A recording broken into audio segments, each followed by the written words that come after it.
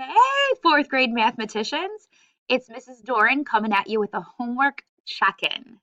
I hope everyone brought home their parent letter for our next unit, Unit 2, multi-digit multiplication. I'm really excited to get this unit started, and I also want to continue creating tutorials because I know that the way I learned how to do this is so much different than the way you're going to learn, which means it's probably different than the way your parents learn. So let's team up, work together, and really try to help everyone in this situation learn something new and exciting. So tonight's homework, we're really focusing on mentally multiplying. And we emphasized in class how important it is to know your math facts. So if you haven't been practicing, please make a nightly routine of practicing. Let's take a look at number one. Right here, when I say math facts, I mean something like 6 times 2. You should automatically know that the product of 6 times 2 is 12.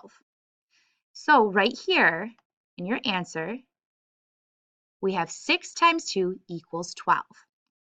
In class today, we focused on factoring the tens to help us with mental multiplication. So you see here, we did 6 times 2. Your next two factors are 6 times 20. Well, look at what they did here. They factored out that 6 times 2. 6 times 2 is 12, and we know that 2 times 10 equals 20, right? So you can do 6 times 2 and factor out the 10. This allows you to mentally multiply because 12 times 10, well, I know that 12 times 1 is 12.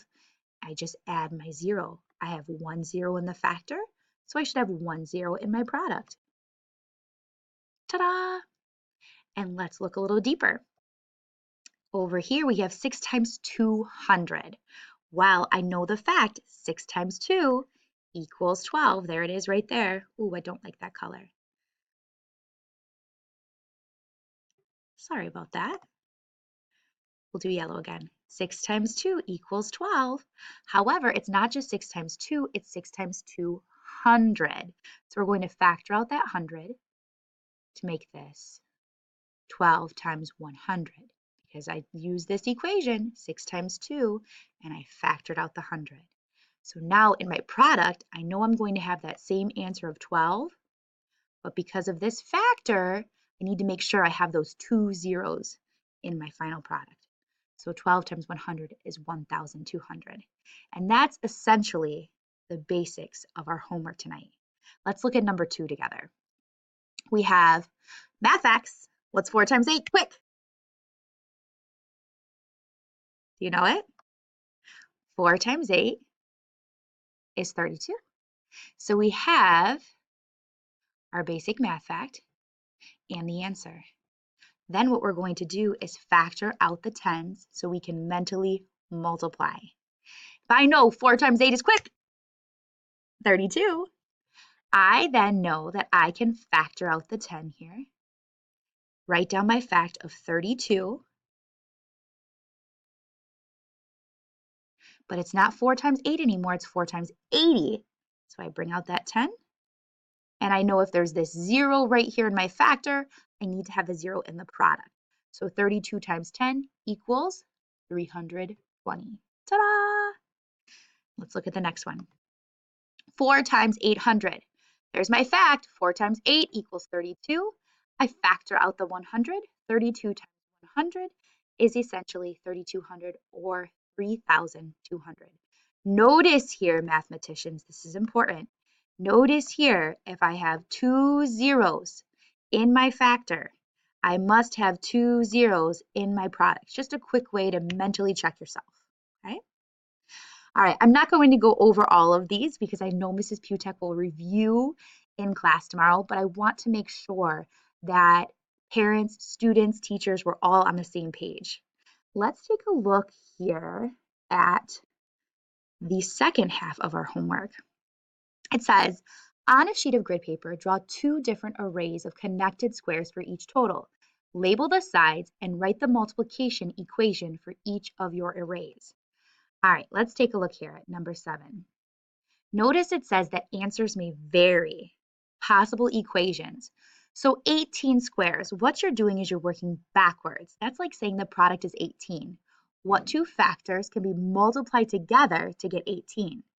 Some possible equations include 2 times 9, or 9 times 2, 1 times 18, or 18 times 1, 3 times 6, or 6 times 3.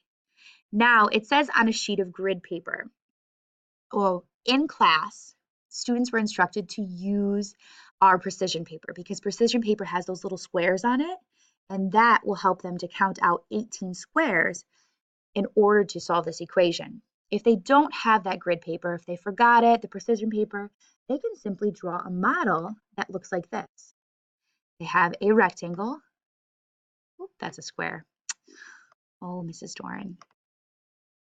They're going to draw a model that looks like this. They're going to take a rectangle. And really, they want to have 18 squares in here. How they show it depends on the factors they choose. So if you chose 2 by 9, you would want to label your short side to be 2,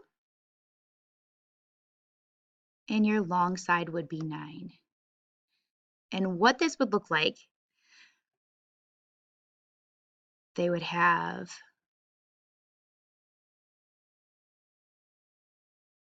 1, 2 by 1, 2, 3, 4, 5, 6. 1, 2, 3, 4, 5, 6, 7, 8, and I'm going to squeeze one more in here because I ran out of room.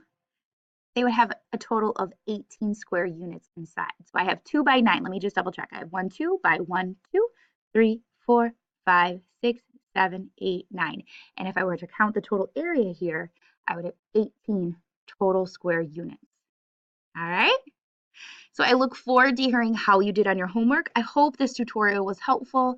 I really appreciate you taking the time to team up at school and at home. Have a great night, fourth graders.